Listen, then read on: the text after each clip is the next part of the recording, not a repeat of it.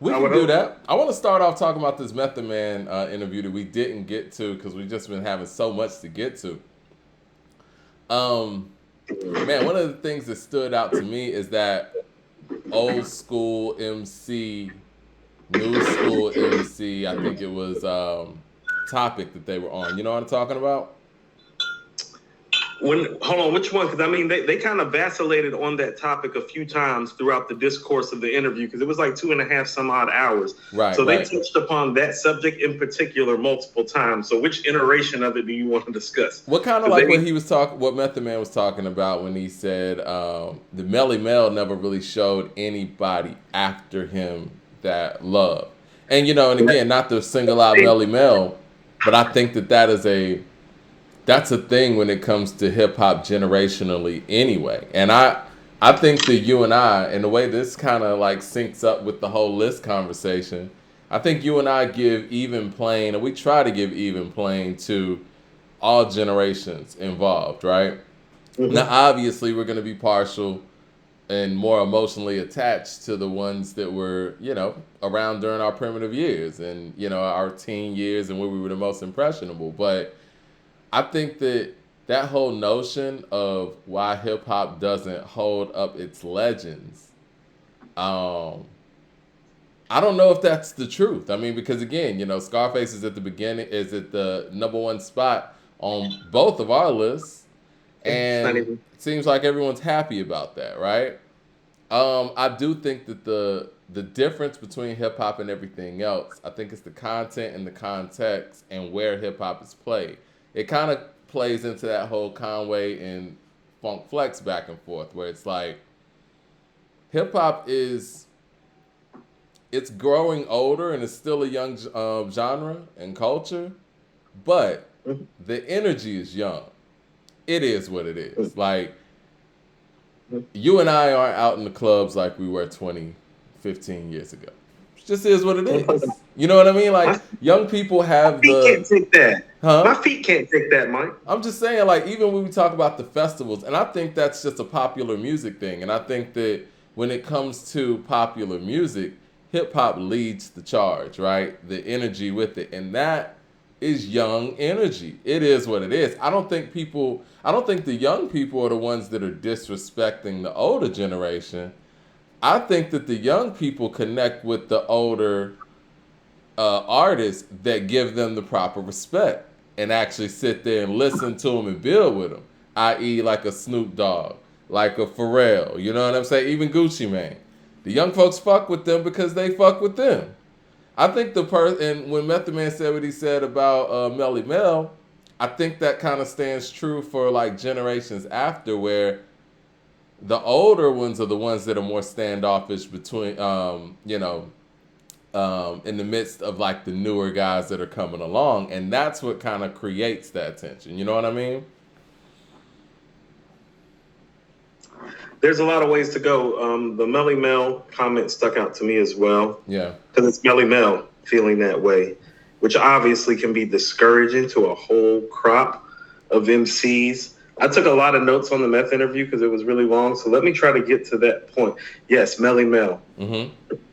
Well, they brought up the middlemen at the labels are keeping the young and the old from getting together. That was one of the points that was being disseminated I around believe that, that. and how that's an intentional thing to keep the old from schooling the young, so that they can continue to financially take advantage of them. Yes. And so this business kind of works in the sense that the less somebody knows, typically, the more somebody tends to take advantage of them in this business, and that's a matter of integrity, Well, see, quite I frankly. have an opinion on that too, Coop. I think Lil Duval said this in a tweet. I think these artists know they're getting taken advantage of. They just don't care. They want the fame that comes along with it. You know what I mean? Like, I think that the notion of artists going into these situations blind, I mean, they've heard the stories.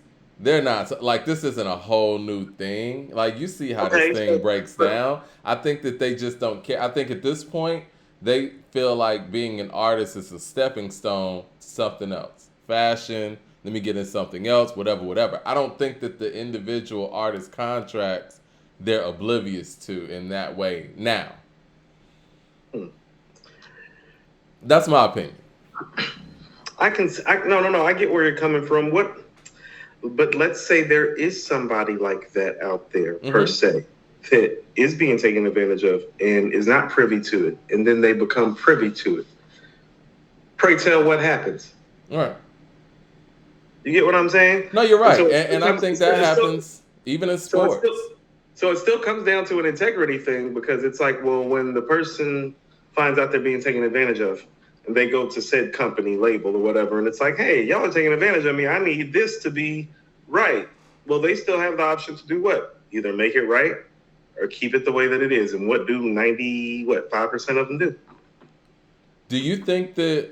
No, no, you're right. Do you think that if that's kind of an example of, let's just say, the Rock Nation situation with Megan Thee Stallion and what is it, 1015 Entertainment, something like that? I'm sorry if I'm missaying the original company's name.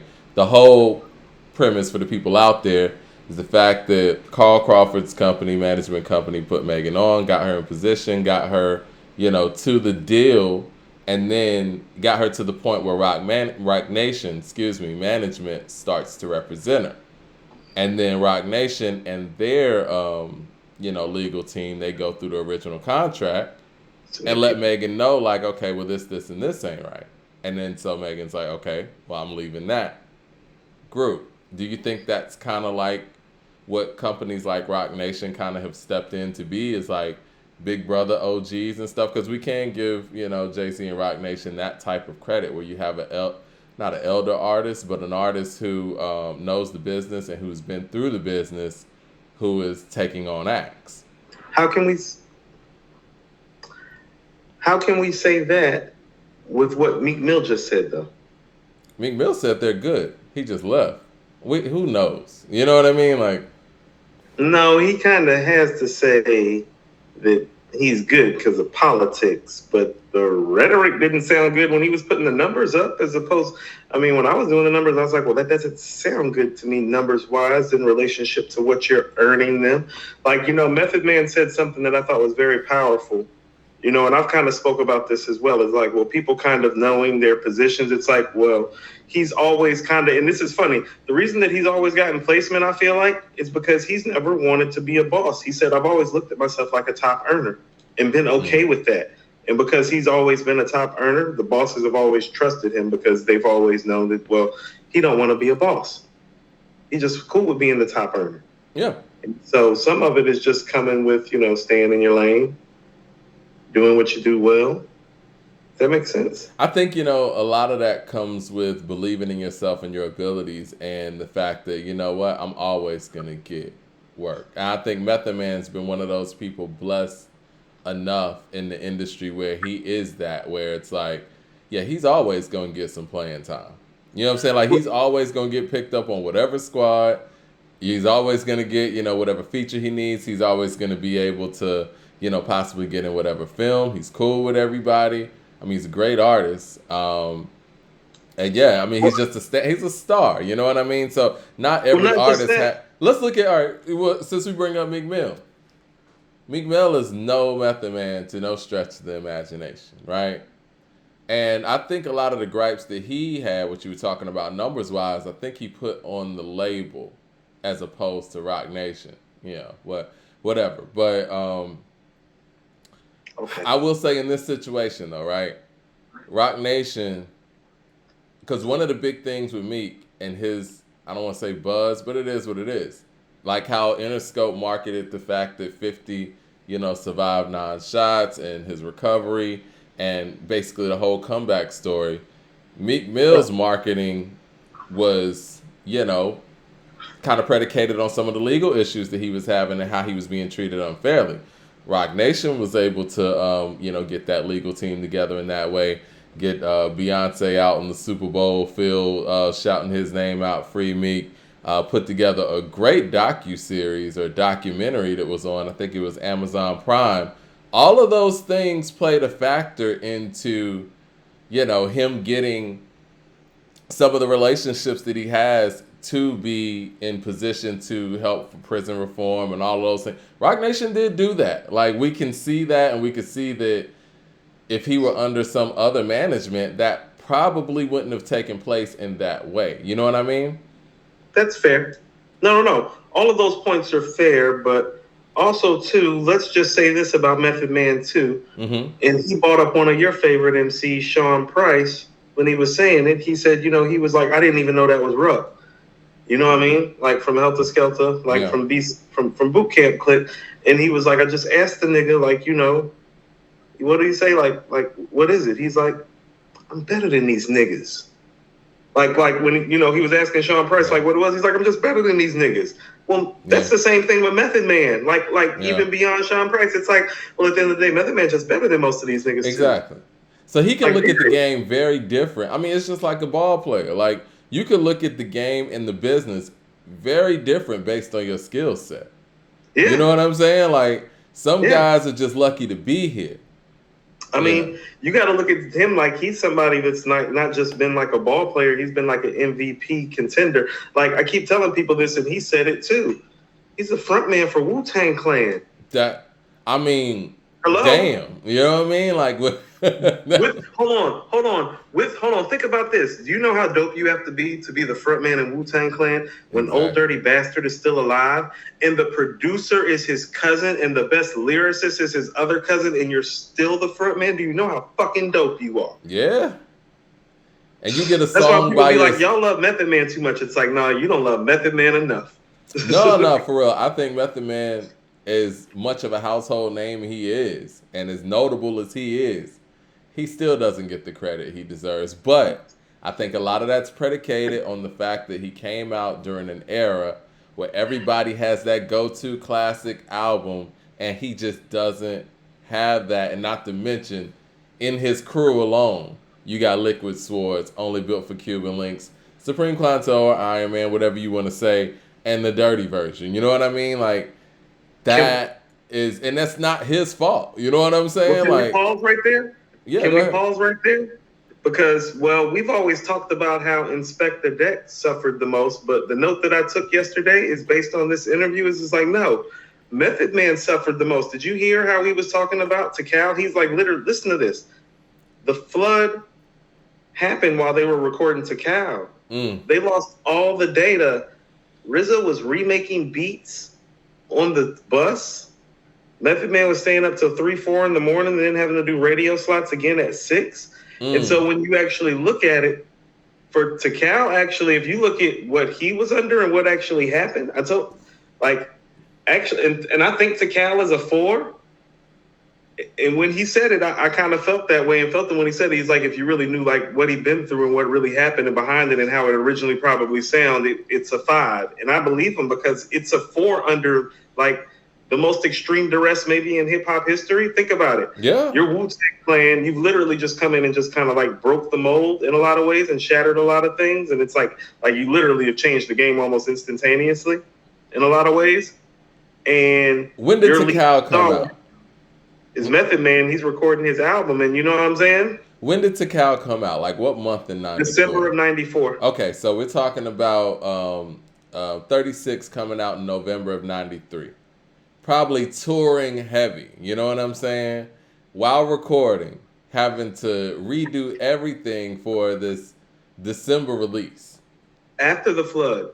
Yeah, after the flood. So we're talking about an 11-month window. Def Jam wanting the album. Yeah. Like Def Jam wanted Method Man in the 4th quarter, you feel me? Right. You're dropping Tikal. And then, but has he ever explained, because I don't remember hearing it in this interview, has he ever explained the break between Tikal and Judgment Day? That 4-year break? Well, you want to know what? That's what I'm saying. Like, when you look at it, Mike, I mean, I think a lot of it was just life. Yeah. Drugs. Being a star. But, I mean, if you really look at it, he still did a lot of work in between that time. It just wasn't solo work. It's not like he wasn't there. Like that's you said, I mean. He's a glue guy on a lot of those great efforts that I just mentioned. Yeah, like I said, how about this? He didn't release an album between, I think, like, he came out in December of 94. So when we're saying, like, 94, let's go ahead and say it's, like, 95. From 95 to about the middle of 90, so for about 3.5 years, he didn't do an album. But, Mike, when I mean, even if he wasn't, like, let's say he wasn't like an MVP contender, like as an Mm-hmm. MC top 3. He was still an all-star players and like one of the like 10, 20 best players in the league. Like in that time, right there, correct? Bunch of quotables in the source, and damn near Yeah, every like every even if he quarter. wasn't like Big or Nas or Jay to you, it's like, well, he's probably the next best thing for a minute. Like him and Red, I was just thinking about who him and Red are, like his MCs, and I was Mm-hmm. like it's just as far as bars go, they're the best duo. Like, if you just want to talk like on some rap shit, like if you're talking on some rap shit, Mike, they're the best duo. No, yeah, it's no question, no question to me. Yeah, because they can just out rap everybody if they wanted to as a duo. That's including Ray and Ghost. That's Styles and Jada. That's including Most Def and Talib too. That's Most Def and Talib. That's most. Yeah, And that's Most Big and Def Dre, all that. Like Yeah, that's Big Boy Redman and Method Dre. Man Yeah, is a tough yeah. 1-2 I punch. don't know, because If we just talk about straight up rhyming, now where they might fall short is just content and context song and all making that. and content. Yeah, song making and content, Yeah. but just the bar. Yeah, just the bar work. If they was, Yeah, the and bar work. even if we want to go the performance route, like those dudes are some incredible performers. Yeah, they're better performers than all those guys. Yeah. Too, you're right. Yeah. Shout out to everybody in the room, man. Thumbs up in the chat, man. We really, really, really gonna get into it today, man, because everybody's out here talking about the top 25 Southern MCs list that was put together. We're gonna talk about both of our lists and try to come together with one master list. But man, I was getting all kind of slander talking about my list was garbage and shit. And I'm looking back at the list like, looks good to me. My bad, I'm dropping my keys. Look, this is the actual list that they posted. Y'all probably can't even see this. I think the light's on it. But yeah, because somebody asked, like, right, somebody can't see that shit. Somebody asked, like, did they, like, copy your list or, or repost it? No, they just, took the image and posted it on the Shade Room and didn't say who posted it or whatever. But whatever, it's everywhere now. And do you want to get into that, or do you want to talk about some more things with this Method Man interview? Because there was a lot to discuss in this interview. There was. I mean, you want me to toggle down through some of my notes? Yeah, go through it. While other people are getting in the room, you know what I mean? Said Marciano's a genius. That's your boy. He is. Okay, so check this out. When he said that, I thought to myself, the words floating around that Rock got 35 tracks with Alchemist, and they're just deciding which tracks they're going to pick from.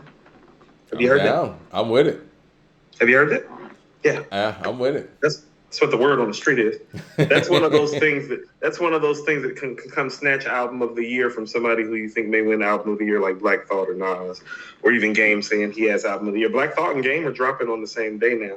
Mm-hmm. There was Bruce Lee talking here. I'm gonna tell you what I really loved about this interview. I like the Bruce Lee talk. They were talking about fitness and health to start off. Mm-hmm. A lot of black men in hip hop who are around Method Man's age are not here now. And so when you see him working out and in health and in fitness the way that he is, and even the discussion they were having, I think that has something to do with it. You get impacted by your peers and what's going on. So somebody like Fife not being here, Sean P not being here, Old Dirty Bastard not being here. You feel me? Yeah. Yeah, there are a lot of people that he came up with and came up around that are around his age now because he's 51 that aren't here. So I just like hearing that discourse during the place of during a hip hop conversation.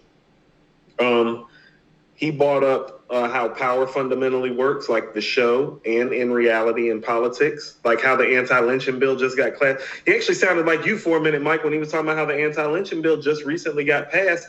And he was like, well, how many seats do we have at the table? We don't get to join these fraternities. I was like, this nigga sound like Mike right now. Listen, man, everybody knows what's up, man. And, I heard some of the things he said. I understand. He is an actor now, so he has jobs that he has to secure. But I could tell what he was saying without him actually saying it. He didn't want to specifically call out names or anything. Right. But we he didn't all do any know, name calling. Yeah. We all know that nothing's been done specifically for the black vote. Bottom line. Well, listen to what he said. There's a couple things. He literally brought up musicians. He did say some things, though. He said musicians and actors. He said the higher the rank that you are as a musician or actor, the more people you control. Well, very comparable to what you've been saying, Mike. That's what entertainers are put in place for. But you know what? A lot of that stuff is breaking the mold. That's exactly how they tilt you out there based on how many people you got. A lot of those things are I won't say we're breaking the mold, but people like us, people on the internet who really aren't on payroll to that degree, are breaking the mold in a sense where we're able to actually have real conversations with massive amounts of people in ways that was not, even possible 10, 15 years ago, right? 20 years Right. ago, whatever. And Right. so this is why, platforms like the Shade Room will not tag us. You know what I mean? Like, why empower people who aren't on payroll? I don't know these people. You know what I'm saying? Like, No, again, no, I know we're gonna get to it in a second, but I we're mean, we're gonna get to talking about a platform that has interviewed Joe Biden and Kamala Harris. They're not just some regular Instagram page. They well, can't just be out here tagging anybody. it's very problematic. I'm just being No, real. they, the most political thing that Method Man said during this whole interview was right when he said Kanye messed with the voting system when he ran, and I was like, oh, don't say that because you're making great points. But then he flipped it, and I was like, he's well versed now. He said, but the black vote matters in America just as much as black life do. I was like, well, black life don't mean shit here, Method Man, and that's the point that he was really trying to make at the end of the day. Like at the end of the day, much like my cohort and partner here, Mike Beebe, saying is like, well, black vote matters as much as black life do. I thought that was like the most poignant thing. I was like, is this nigga been listening to Obama? He got a new speechwriter? Like, is this Method Man? But he's correct when he says it. I think everybody can observe what's going on, man. I mean, we kind of, we always say, women say this the most. Oh, don't say that. No, it's real. It's like actions speak louder than words, right? How come we don't hold politicians? They're good for that. Yeah, how come we don't hold politicians to that same standard? Actions speak louder than words. People aren't seeing actions. They're not even hearing words at this point. So what are people supposed to think? What's about to happen, though, is I would say in 2024, you're going to have a bunch of entertainers who are going to be very reluctant to get behind any candidate. Because at the end of the day, all of the people see that whenever these folks go out here and support a candidate, gas can go up. You know what I'm saying? Baby formula could be shorted. Food could be shorted. Prices going crazy. These people don't say anything. But when it's election time, y'all using your platform every second to go tell us what to do. Us poor people what to do. Our problems ain't your problems. So in a minute, entertainers are going to be like, look, man, I can't do it this time, guys. So,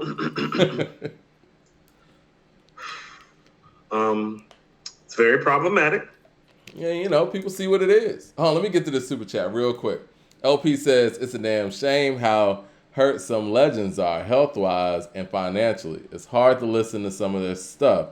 Dudes out here missing teeth, shaking my head. Yeah, it is sad, man, because, so many people have broke ground for hip-hop and, where we are. And I think do you think it's also one of those things, too, kind of like, once again, the NBA, where you have players who feel like they actually paved the way for certain people to get contracts that they're never going to see. Do you think there's a level of, animus there? And maybe I can go back to the Melly Mel thing on that too. Because, he paved the way for a lot of guys to be able to get contracts that, he wasn't privy to be able to, benefit from. So how about this? When you're somebody like, in particular, Michael Jordan and Magic Johnson, even Isaiah Thomas to a degree, you get to kind of pull up and you can kind of talk shit about it. Do you understand what I'm saying, Mike? What you mean? Like, you can pull up on the younger players, and be like, hey, nigga, the only reason that you even making that money is because, we whoop-de-whoop-de-whoop-de-whoop-de-whoop. But you can say that when you're Mike, Magic, or Isaiah, and it doesn't come off as hate. Or even like a Dominique. You feel what I'm saying? Because those guys have made money and made ventures and done things beyond the sports realm. And even while they were there, and most of those guys have been smart with their money too. You feel what I'm saying? Mm-hmm.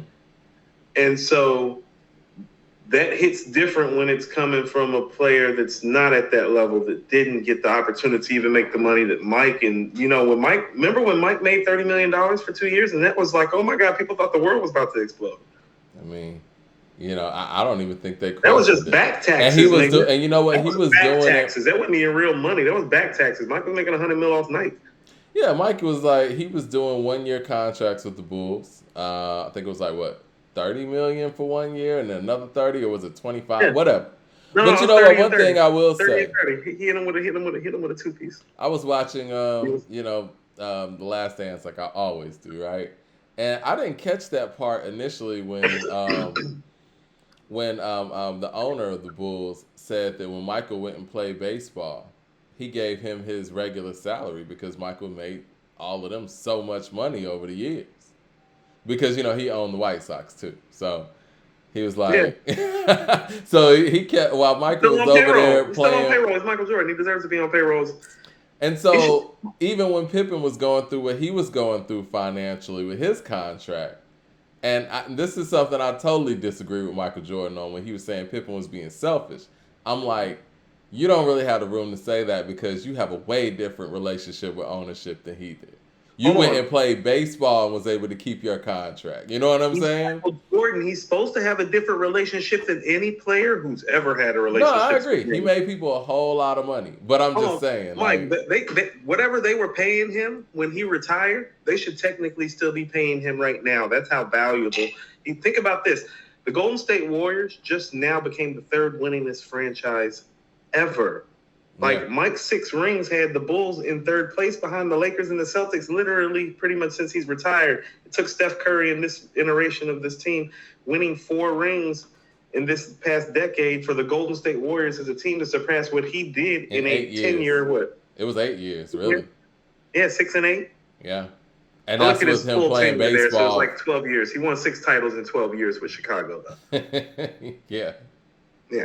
Just that's 50%. For the math half the time I win the title, yeah. So I think that's probably a part of it too, where you think about a lot of MCs really broke ground in this industry to pave the way for certain artists, and we're gonna get to that too when we get to this list. But certain artists that are reaping the benefits from the work that they put in. But you know what? I hate to say it like this, and it's gonna sound insensitive. That's just part of the game of being a pioneer in anything. And it sucks, but it is what it is, man. I remember, quick story. I used to march in the band when I was at Pebblebrook, and it was in high school. And it was a core style band, but we used to buck the system. It was a school that was getting blacker by the year, right? So Pebblebrook's real black now. Yeah, super now. But by 11th, 12th grade, we would have to really basically fight against the band director to play stuff that was on the radio. And like so what? Give me an example of what you were fighting. Give us. Well, he wanted us to go out there and play Yankee Doodle in the stands, and we wanted to play Notorious Thugs, and we would just break out and play. You really wanted to play Yankee Doodle? And stuff like that. I think it was we were playing like stuff like Turn the Beat Around and shit like that. Our audience didn't want to hear that. Trying to get y'all robbed. No. Trying to get y'all robbed. Our audience wasn't trying to hear that, so we would go out on our own and play like Notorious Thugs, playing the Tupac and Biggie song and all that, and we would get in trouble for it, right? So I go off to college. A few years later, they end up getting a whole nother band director based on some of those things that we kind of laid the ground for. They get a black band director. They got a whole black situation, and they're doing all the things that I wish that we would have been able to do, but it is what it is, man. I can't be mad at the people that are over there now. Like, I made you. I paved the way for you. I mean, it just goes like that, man. Like, you can't be mad at the players, but the don't hate the player, hate the game. How about right? this? Well, there's that part of it too, but there's also the part of it. It's like, well, this goes down to like people feeling disenfranchised by the pieces and the cornerstones that they've built. You know what I mean? Mm-hmm. Not to get too biblical, it goes back to that. Well, rejected stones become cornerstones. And so these people are feeling rejected. Right. And that's really what it comes down to. And that's really belongs on the responsibility and the onus of the association, because that's what I'm telling you is like, well, these are the things you don't hear, like Isaiah Thomas, Yeah. Kareem Abdul-Jabbar, Magic Johnson, Michael Jordan. Even if you want to go to somebody like White, like Larry Bird, who affects white America probably in a certain way in terms of who they look to. You get what I'm saying? You don't hear those guys complaining about that shit. You want to know why? Because they are paid. I love And so Larry Bird, man. Larry Bird this is the money and affluence and how you've been taking care of things, as opposed to somebody who maybe was the sixth man for his prime years for about 3 or 4 years, maybe had a 7-year career. You get what I'm saying? Right. Only made, played in the mid 80s, so he probably made about, $75,000 a year his first 3 years. Right. Got one big contract, made about $250,000 in 4 years, and he's out. That ain't shit today. That money been gone. You know what I mean? That person might sound like a hater. And I would imagine, man, you see guys that that you would have waxed on the court making 20 times more than you. I get it. It sucks, but it is what it is, man. It is what it is. But but there's two sides to it. Right. So let me get to the super chat real quick, and I'll let you do that. BG Method with the super chat says, first, just keep doing what you brothers do. Best thing I did in the last 9 months was find y'all. But when you get a chance, speak on that Ice Cube and his CWBA deal with the NFL. Cube is trying to look out for real. Yes, he is. Cube's out there creating jobs. He's doing what people wanted to give Jay-Z credit for without proper evidence. I said that, yes. And I love Jay-Z. And we're going to talk about his Kevin Hart interview later. I love Jay too, and we're going to talk about his interview as well. Let's wrap up with some of the highlights that I went to. I love the conversation they had about free will. People really need to check for what they just talked about with free will. That was probably the most poignant part of the interview, in my opinion, because it's like, they talk about how you have free will. The Bible says, but Method Man breaks it down like real simply. It's like, oh, when you got the bubble guts in the airport, you got free will then? Well, you know what I'm saying? Like, you chose to eat what gave you bubble guts, right? And that's what he said. So, they just go into that chicken and egg of, well, there's always a question before a question. It's very parable, like, and hearing an MC talk to an interviewer, like, in parable form, like in biblical sense, was just, like, very entertaining. What's his name? The lead interviewer, I'm sorry, I'm coming up short. Him and Meth even battled. I'm sorry. You talking about Math Hoffa? Yeah, Hoffa brought up how in Exodus, how God hardens Pharaoh's heart in order to like institute his plan. He's like, Pharaoh didn't have free will. God hardened Pharaoh's heart to take the free, Yeah. So, the discourse was like that. That was the highlight of the interview to me, outside on a non-hip hop basis. And I want to say this on a side note. I mean, I think they do a great job over there. I love the fact that we're in a place right now. I love their interviews. I love the fact that we're in a place right now where we can actually get some real in-depth interviews with artists that have been around forever, and it lets you know the lack of journalism job that has been done on hip-hop as a whole over the past 20 years. Like, we never get these kind of conversations. And a part of that, too, is also artists getting to a level of maturity to be able to have these conversations, too. No, okay, so this is one of those things where there's stuff to be had on both sides. Well, there's a reason on How High, while Meth is saying F a rap critic, he talk about it while I live it. Well, think about this. He's 1 year removed from that flood. Yeah. When Takau's getting 4 mics, he's like, oh, you don't know I had a 5-mic album on my hand that just got flooded out, and Def Jam asked for the album, and I had to drop it in the fourth quarter, and I wasn't ready, and I wanted to drop Bring the Pain instead of I'll Be There For You. And you know what I'm saying? He hasn't had a great relationship with rap media. Or rap critics, I would say. Right. But here's the thing about it. A lot of that could be because it's like, well, he could be somebody that's feeling like, well, you don't really know the full story of what's going on. And he might be right. And this is what I'm saying is that like the hip hop journalistic media in the 90s, like, did our artists and our legends a disservice. They did contribute to the murders of Biggie and Tupac with their discourse and their rhetoric. That's a fact. That's a fact. They fan the flames. And they have yet to take accountability for that as well. I think that's noteworthy as well. That's why I don't like necessarily follow or listen to those publications that did those things anymore at all. That's where they really lost credibility with me, was that. No one ever got on a record and said East Coast versus West Coast. That was not the thing. That was publications, media, and journalists doing that. Definitely people trying to make a buck and come up. Yeah. Which I get. We all trying to come up. You know what I'm saying? So but at what price, you know? And again, your integrity. I told you. People always like I don't care what people say. People always say they have integrity until money comes into play.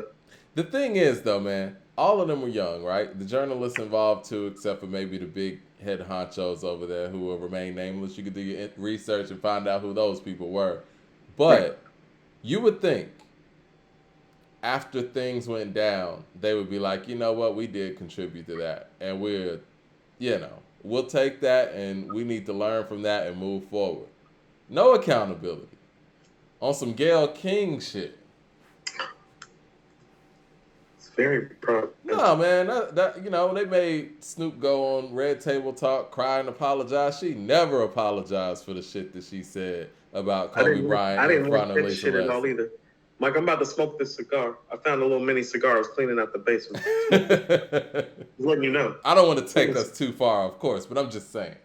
No. I mean, I think that when it comes to, there's enough accountability to go around, and I always want to be the type of journalist and person that if I said something or did something that was off base, off course, and led to something like that, I will let the same people that listened to me initially know that, you know what, I was wrong. I shouldn't have went there.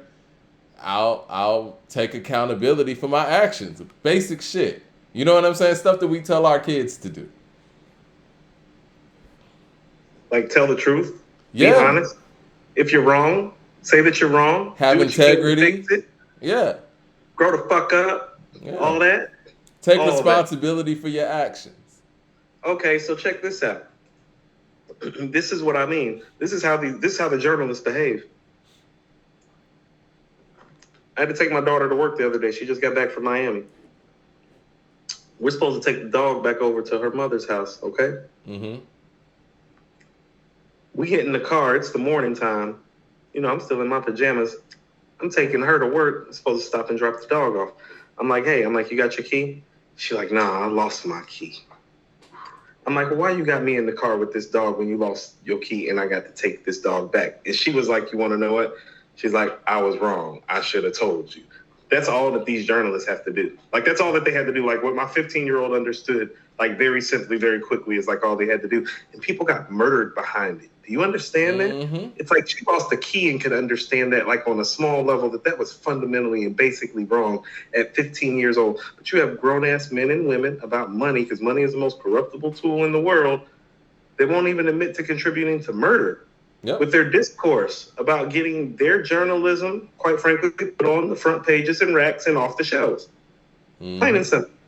So it's a lack of integrity. It's a lack of morals. It's a lack of compass. It's a lack of a lot of things. And then when you go back and read the stuff, it's like, and the writing's not even that great. No wonder you did it. It's not. No wonder you did it. The writing's not even that good. I hate to say that, but you're right. You know what I mean? And those are things that we read when we were kids. And, you know, looking back at it, it's like, especially if we go back to some of those articles that we've put on display on this show, it's trash. Like, that Ego Trip article about it was written in Reasonable Doubt, it's like an adult wrote that. Yeah. And I say that respectfully, and I think that these writers, even some of the stuff that we read today, that these people put out today, they're well written, but it's bullshit. You know what I'm saying? Like, now there is some Never Never Land that goes on in hip hop, so I'm not expecting it to sound mature. Like, okay, how about this? Part of the problem with some of the early writing in hip hop, in terms of the reviewing and the critique from the media, is that it's too personalized, and it's not enough actual technical writing and journalism going on. And then you fast forward to today, where it's like, well, there's too much technical writing and journalism going on and no fucking soul to it. It's like, it's real fucking wordy, but it's not really touching any piece of you and making you want to go listen to that album. Or it's like, oh, it's a bunch of people showing how good of a writer they are. It's like it's a word salad, and it makes you feel like, did you really listen to this album? Right. Are you just trying to earn some more stripes to earn your next check as a freelance writer for whatever publication you have a regular, like, you know what I mean? Because dude that wrote the KD review for Pitchfork, it's very problematic. Some of the stuff that he was taking all the way around the world, it was like, that's what you got from this album? Like some of the quotes that he was just pulling out, and it was like, what? I don't know. See, but you also have to understand, too, and this is what I understood, and this is where those writers fail. Well, they set a template for how to rate and discourse about Nas. So other writers that are coming up that weren't from our era, that aren't privy to Nas, well, they go back to the people who we respected at the time. Well, those writers now were reading that stuff, too. Yeah. Right? You know what I mean? No, you're right. Or even if they weren't reading it, they could go back and say, oh, okay, well, this is the things that I need to talk about. You know, I saw a tweet that was interesting. We retweeted it on According to Hip Hop. Somebody said that something along the lines, and I'm paraphrasing, Nas being the worst beat picker in hip hop is one of the most false, I guess, statements that is just caught legs. And you have to wonder, like, where do these notions come from? And they have to come from these publications from back in that era. People take those notions and have put it into the digital era and have ran with it over and over and over. Like, there's no way you could sit there and look at Nas' catalog in totality and say he is the worst beat picker in hip hop. Doesn't even make sense. Okay, but check this out. This is what I mean about how, like, the media controls the narrative of things, too. Well, because of what we've been saying, tweets like that coming out saying, and not saying it's just us responsible, but people that are, like, kind of, like, more into actual, like, you know, hip-hop and not gossip, per se, or not just, you know, trying to sensationalize things or over-dramatize things. It's just, like, really into the core fundamentals of it. Well, people like us are making it more comfortable for people really to say that, and it be a valid point. Because you see, now time has passed. You know, those people that were doing that discourse, well, the fray is kind of open to people to have different thoughts and different opinions now. That's one of the things that is beautiful. Like, I've been on Twitter for, like, it feels like months now arguing about life is good, even though it's only been days. Because there are people that follow us that are watching right now that feel like life is good is better than, like, King's Disease 2, Stillmatic. And I'm like, you know, fuck no about Stillmatic. No. But there are people that feel, fuck no. That's a fuck no for me. But there are people that feel that way, but the fray is open to have that discourse. Yeah, you get what I'm saying? And I think that's like, great. Open for that. So it's like, no, if you want to argue about like that, let's argue about that, because that's what they did in the 90s where they failed. That they was like, no, it's this way because we say it this way, and now everybody take it and run with it. And it's like, well, it lacked. Hold on, think about it. If people took something that lacked integrity to begin with and ran with it, isn't the whole game fucked up? Right. And that's what you see. What KRS say? Everyone would be singing for the king. Am I wrong? People in the chat. Can we sidebar right quick? Go ahead. Because we're gonna talk about this Southern list. Jack of Spades came on today, and I was thinking to myself, Andre don't even have a soundtrack song like this. What the fuck are we doing? You know what? Surprisingly, for 3 verses on some soundtrack shit. I'm gonna say this. Jack of Spades is a beast. Surprisingly, though, a lot of the slander that my list was getting had nothing to do with Drake. No, you got some Drake slander. It wasn't the heaviest slander. Maybe I wasn't reading it. I wasn't going in the shade room. You got a lot of Quavo slander, and you deserve that Quavo slander. No, I don't. Yeah, you do. I got to show Quavo love. He's done a lot of great work. You got Quavo too high, man. Do I? We're going to talk about it. We'll talk about it. Hold on, let's wrap up with this Method Man thing so we can jump in. Now, people in the chat are arguing that Eminem is a worse beat picker than Nas. Of course he is. Why would y'all do that to Mike right now? I'm just saying, I want to give my opinion on it. Like, we never talk about Eminem being a bad beat maker or picker. But, you know, whatever. But Nas somehow gets pulled out of that hat. Who wants to rap over the real Slim Shady? Who wants to rap over "We Made You"? Have you ever heard anybody really get in the booth and rhyme over an Eminem track? Why did y'all do this? Never heard it myself. I hear We were people having a rhyme over great Nas's fluent life. show. Discourse was wonderful. Okay, go ahead. I'm sorry. Oh, God. We're in that so we can go to the. How did Method Man end? I mean, we're talking about Method Man. How did Eminem end up in the Method Man conversation? They literally have no ties or no connection. He brought up how Kool Moe Dee ended the Busy Bee era and how Rakim ended the Run DMC era. Yeah. He brought that up as like the two MC tipping points. You and I, with reference the Rakim thing. Meth's a little older than us, early 50s, we're early 40s. He brings up the Kool Moe Dee and Busy Bee thing too. Mm-hmm. And so not just Rakim, Kool Moe Dee. Mm-hmm. So he Kool also Moe brought Dee up bullied him. I've heard the tape, but I would imagine just being there live was different. But yeah, Kool Moe Dee bullied Busy Bee, and it was a whole nother. That's what Meth said. It was on a whole nother level, another way of doing it. Yeah, it was a whole nother level of MC. He said he ambushed him. It was almost like it was rap's version of a blitzkrieg. Mm-hmm. Mm-hmm. Yeah. That's Kool Moe Dee was a bad boy, and that's why when LL did what he did. And that's even debatable for some people. Some people feel that's debatable. Yeah. Some people feel like Kool Moe Dee still got him, but LL had the power, and LL made a banger, man. I was actually listening to Jack the Ripper yesterday. That shit hard. But if you want to just talk about Moe straight Dee lyrics, shit's hard too. Now let's not get it twisted. No. I think LL won, but it's not like he won in some sort of landslide. I'll say this: I think lyrically, I could give Moe Dee that. But I think that, with the energy, the production, the full-out song and all that, like Jack the Ripper was a tough record. Can I ask you something in all honesty? Like, do you still feel like The Takeover is a better record than Ether, don't you? I do. Overall? I do. Overall? How about this? Even though you feel that way, and we're not about to get into the back and forth about that, like we're not absolutely at all. Do you feel like it's close? What, you talking about the battle or the song? The song. Fuck the battle. Song. You know what? If it is close, it's only because of Nas and his performance. I really don't like that beat for Ether. I really don't. I'll tell you the truth. Yeah. That's okay. So the reason why I prefer Ether over Takeover is because the Takeover beat is like a 10. The Ether beat is like, I can't even front. I think the Ether beat might be the worst beat on the album. I think it is. And I was thinking that when I was saying this. I'm sitting here going through. Because I prefer Got Yourself a Gun and Smoking to the Ether beat, Mike. Now, if y'all want to, if people want to say, My Country with the little corny ass like guitar strings. Yeah, if people want to say that about Nas when it comes to Ether, he was a bad beat picker that day. I'm okay with that. But also, he made up for it on Made You Look. Right. So this is what I mean, though. Like some of his best stuff. Okay, so.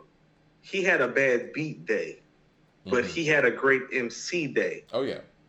Like, Take It in Blood, that's what I mean. It's like, well, if that beat sounds like Take It in Blood, which isn't like this all-time stellar beat, but even if the beat just time is like Take It in Blood, he take like level, because of where he's at lyrically on Ether, he takes it in a landslide. Kool Moe Dee and LL Cool J was close. It wasn't like LL blew the hinges off of Kool Moe Dee. Yeah, no, I agree with that. I think that what L had going for him too is all the other records that he was making, and I don't think, and it was similar to, and don't kill me out here, I'm not comparing Drake to LL, but it was similar to the fact that I think a lot of people weren't sure if LL had that record in him against somebody like Moe Dee, and I think that was part of it too. Can we discuss the fact also too that LL is like a good-looking younger man, and this is a young man's game? It is a young man's game, and I think that gets us back to the beginning, And it's so funny to say that because Kool Moe Dee wasn't even like old then. He might have been like in his late 20s, if that. But he wasn't 17 years old walking around with a Kango with his jacket open, like showing off his six-pack. It's so many different lines on Jack the Ripper that stand out for me, but the first one that comes to mind is when he was like, "People don't know how nice I am." And I think that is kind of where it was coming from, where it was like, they know Moe Dee from the battle with Busy Bee. He's flipping words. He got the vocabulary like crazy. And, I mean, LL was really the underdog on wax. Hold on, well, can I tell you something? Well, Lucci Lowe says Jadakiss is a terrible beat picker. No classic solos. I don't think Jadakiss is a terrible beat picker. I think the Nas is a better beat picker than Jadakiss and Eminem. I know that for certain. I agree with Know that. What if Kool Moe Dee does deserve to get mentioned more in the light that we mentioned Rakim in terms of elevating the class and the craft of MCing? I agree with you. I mean, because Mo D is one of Rakim's influences. Correct. Mo D and Cass. Yeah. Yeah, I'm about to say Mo D and Cass is who he brings up, right? As far as like guys that we know. Method Man recalls the Force MC's tape that crushed the Cold Crush. Mm-hmm. I thought that was cool. He brought up the boot camp click moment where like them and Wu-Tang were like in the same spot and didn't nobody want to speak to each other. Because like, did you ever get into any of those arguments? With Boot Camp Click and Wu-Tang? Yeah. Nah. And I love Boot Camp Click. Okay. So Mike, I told you in North Carolina, like it's a heavy New York influence. It's not like being in Atlanta. So I was in North Carolina in Charlotte when that was happening. That was a real thing. There was a lot of dudes that was in Carolina that was from New York that thought Boot Camp Click was better than Wu-Tang Click from 1 to 9. Like if you were to put original gun clappers, Smith and Wesson, Helter Skelter, like from 1 to 9 together, it's like no. Like, and I used to argue with dudes about it. It's like, well, 1 to 9 they better, but I'm like, look at the 1 to 5, Meth, Dirt, Ray, Ghost, Deck. I was like, and I got Jizza. This is before Liquid Swords came out that this fight was going on. So lyrically, this is around the time when Deck started spazzing out on shit. You feel what I'm saying? So it was like, I was like, yeah, but those 5 guys. You know, I think that even as great, the purple tape was out, but Liquid Swords wasn't out yet because that was the fall. Even as great as Wu-Tang is member for member, I think somebody like Old Dirty is just an X factor in any situation. Any situation. A Brooklyn Zoo and Shimmy like niggas ain't got people in their crew like that. Now we've had, I mean, I guess in my circle we've had Dungeon Family Wu-Tang debate type things maybe, but even with the Dungeon Family, there's no Old Dirty in there.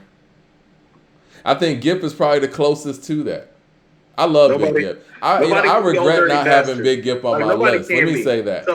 So let's bring up a couple things right quick. You know, Wu-Tang was so young and so raw. Method Man brought up something too, and Hoffa and them kind of like piggybacked off of it. He didn't even know how many bars he was writing when he did Bring the Pain. He just rhythmically kind of like fell into like where the shit dropped, where it felt good. Then they went to Brooklyn Zoo and brought up how Dirty doesn't spit the hook.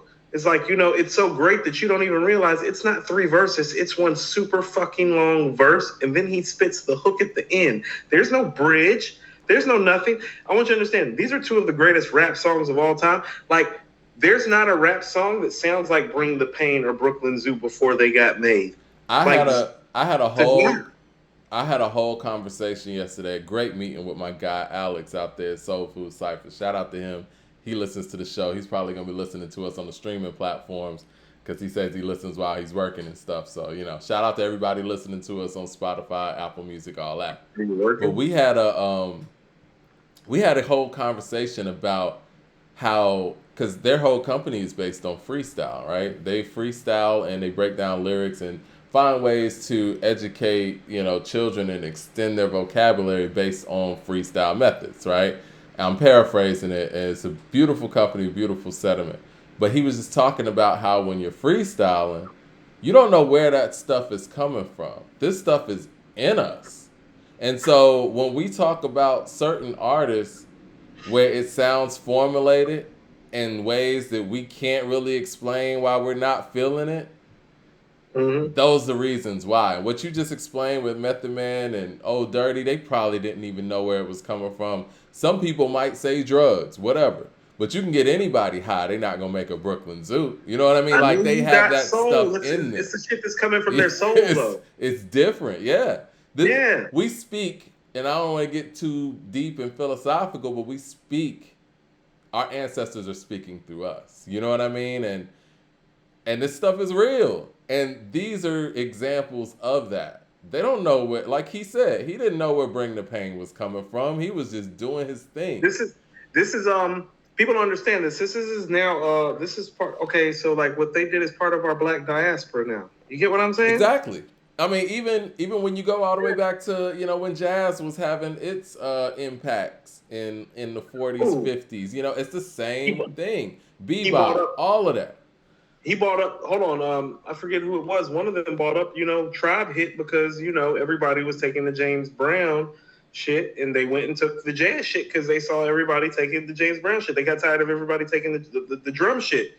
They went and took how about this? They chose the horns over the drums. I wasn't there, but just looking back at it, it feels like that turn might have been with De La before Tribe. I would say De La and Jungle Brothers, right? But Tribe probably perfected. Not with the jazz, Mike. Yeah. But I mean, no. Tribe jumped on the jazz thing, but I'm talking about going away from James Brown. Kind of started with De La, but you're right. Tribe picked up the jazz. Subgenre that it became, like the subgenre that it became, which actually became two subgenres because I really believe that neo soul and like conscious hip hop is really just a spinoff of everything that's done on the low end theory. And so even though like Jungle Brothers and De La are there first, I think we just have to agree that they just up the ante with everything on the low end theory, and it's just better. It's just brilliant. It's just strictly, and it's almost exclusively jazz inspired. Wouldn't you say, Mike? Almost exclusively. Oh no, I agree with that.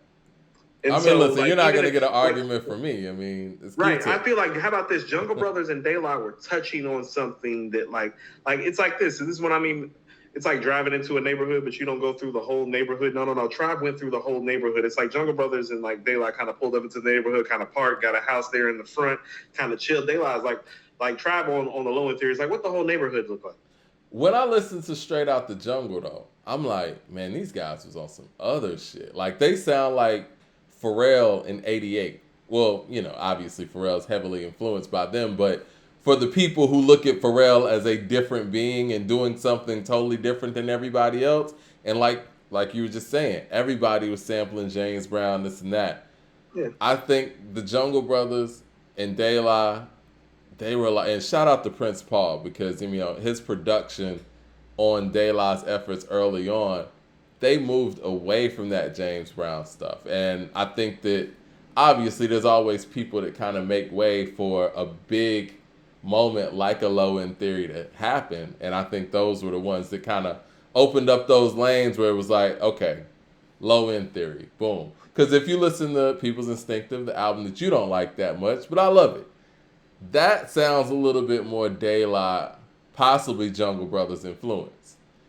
They upped the ante on low end theory. Yeah. They carved, like, the low end theory carved something out that started a genre and subgenres of R&B and hip hop. Like De La and Jungle Brothers shit, even though it was great, did not do that.